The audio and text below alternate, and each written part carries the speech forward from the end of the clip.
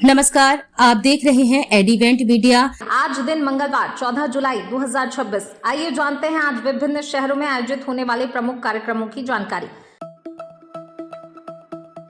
नई दिल्ली भारत के सबसे बड़े टेक्सटाइल एवं अपैरल व्यापारिक आयोजनों में शामिल भारत टेक्स 2026 का शुभारंभ 14 जुलाई से भारत मंडपम प्रगति मैदान नई दिल्ली में हो गया। ये 4 दिवसीय अंतर्राष्ट्रीय एक्सपो 17 जुलाई तक चलेगा, जिसमें देश विदेश की प्रमुख टेक्सटाइल एवं गारमेंट कंपनियां अपने नवीनतम उत्पाद, तकनीक और नवाचार प्रदर्शित करेंगी। टेक्सटाइल, फैशन और गारमेंट उद्योग के प्रमुख अंतर्राष्ट्रीय आयोजनों में शामिल ऑल फैशन सोर्सिंग 2026 का आयोजन 14 जुलाई से 16 जुलाई तक कैप टाउन में किया जा रहा है। 3 दिवसीय ट्रेड शो में दुनिया भर के निर्माता, फैशन ब्रांड, डिजाइनर, रिटेलर्स और उद्योग विशेषज्ञ एक मंच पर जुट रहे हैं। 14 जुलाई से नई दिल्ली के भारत मंडपम में शुरू हुए अंतर्राष्ट्रीय बिजनेस एक्सपो में अत्याधुनिक मैन्युफैक्चरिंग टेक्नोलॉजी, प्रोसेस इंजीनियरिंग समाधान और इंडस्ट्री 4.0 से जुड़े नवाचारों का प्रदर्शन किया जा रहा है। यह आयोजन उद्योग विशेषज्ञों और निवेशकों को एक मंच पर ला रहा है। आइए जानते हैं खास खबरें। कलकत्ता हाईकोर्ट ने ट्रेनों में खाली बर्थ बेचने वाले टीटीई पर कड़ी टिप्पणी करते हुए कहा कि वे बर्थ को बाजार में सब्जियों की तरह बेचते हैं। अदालत ने रेलवे को ऐसे कर्मचारियों के खिलाफ अधिकतम कार्रवाई करने के निर्देश दिए। कोर्ट ने पुलिस जांच में गंभीर खामियां बताई और कहा टीटीई की लापरवाही ही इस अपराध की मुख्य वजह बनी। सुप्रीम कोर्ट ने सोमवार को राम मंदिर चढ़ावा चोरी मामले में दायर याचिकाओं पर सुनवाई की। सुनवाई के दौरान मुख्य न्यायाधीश की अध्यक्षता वाली पीठ ने केंद्र और उत्तर प्रदेश सरकार को नोटिस जारी कर मामले की जांच की स्टेटस रिपोर्ट दाखिल करने का निर्देश दिया है। सुप्रीम कोर्ट ने मद्रास हाई कोर्ट के उस आदेश पर अंतरिम रोक लगा दी जिसमें तमिलनाडु में गाय और बछड़े के वध पर पूर्ण प्रतिबंध लगाने का निर्देश दिया गया था।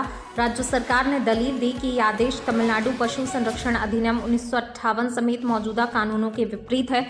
सुप्रीम कोर्ट ने आदेश के अंतिम हिस्से को प्रथम दृष्टया सुधार योग्य मानते हुए राज्य की याचिका पर नोटिस जारी किया है।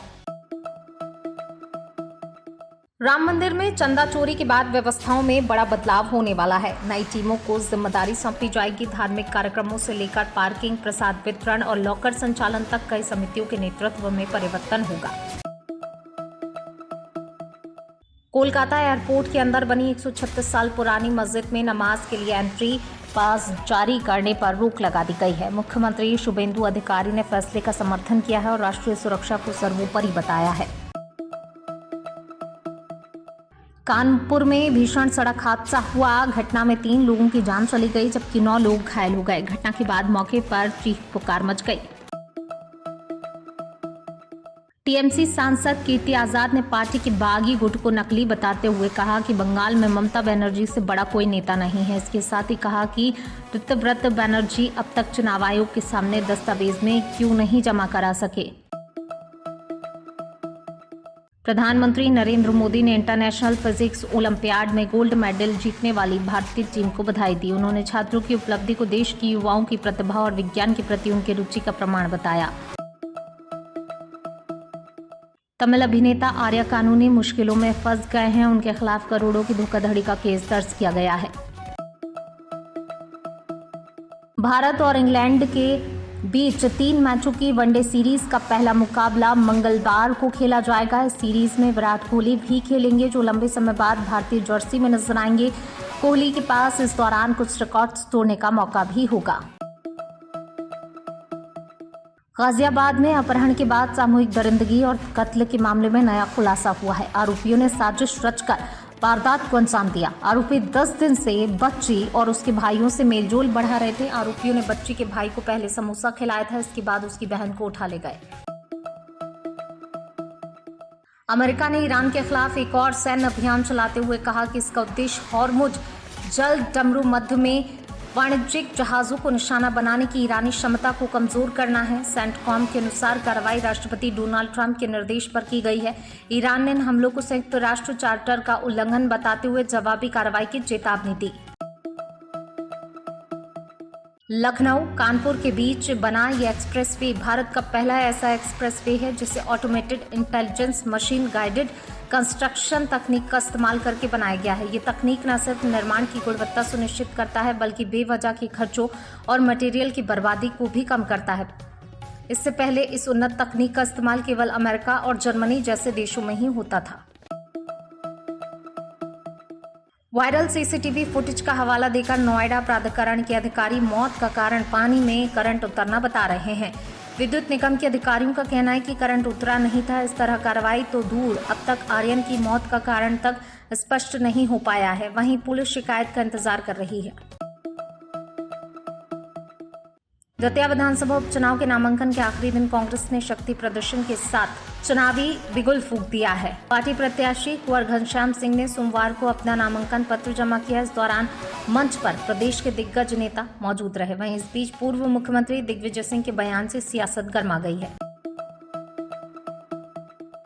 आईपीएल 2027 के सीजन से पहले चेन्नई सुपर किंग्स के कोचिंग स्टाफ में बड़ा परिवर्तन होगा। लंबे समय तक के मुख्य कोच रहे स्टीफन फ्लेमिंग ने आपसी सहमति से सीएसके से अलग होने का फैसला लिया है। Jurassic Park fame actor Sam Neill के निधन से हर कोई स्तब्ध है। अब बात करते हैं मौसम की। दिल्ली में आज का मौसम तेज धूप और अत्यधिक उमस भरा बना हुआ है, जिसके कारण तापमान सामान्य से ज्यादा महसूस हो रहा है। देहरादून में आज अधिकतर धूप के साथ उमस भरा मौसम बना हुआ है, लेकिन मौसम विभाग ने अगले कुछ दिनों के लिए भारी बारिश का अलर्ट जारी किया है। पंजाब में आज से मानसून की रफ्तार धीमी पड़ने के कारण बारिश की गतिविधियों पर ब्रेक लग गया है, जिससे ज्यादातर मैदानी इलाकों में तीखी धूप और अत्यधिक चिपचिपी उमस का दौर लौट आया है। उत्तर प्रदेश में आज मौसम का मिला जुला मिजाज बना हुआ है, जहां पूर्वी यूपी पूर्वांचल के कई जिलों में भारी बारिश का अलर्ट है, तो वहीं पश्चिमी यूपी और राजधानी लखनऊ समेत मध्य इलाकों में लोग तीखी धूप और चिपचिपी उमस से परेशान हैं। मानसून की रफ्तार धीमी पड़ने से भारी बारिश पर ब्रेक लग गया है, जिसके चलते राज्य के करीब 60% हिस्से से मानसूनी बादल गायब हैं। लोगों को तीखी धूप और उमस का सामना करना पड़ रहा है। आइए जानते हैं आज का राशिफल।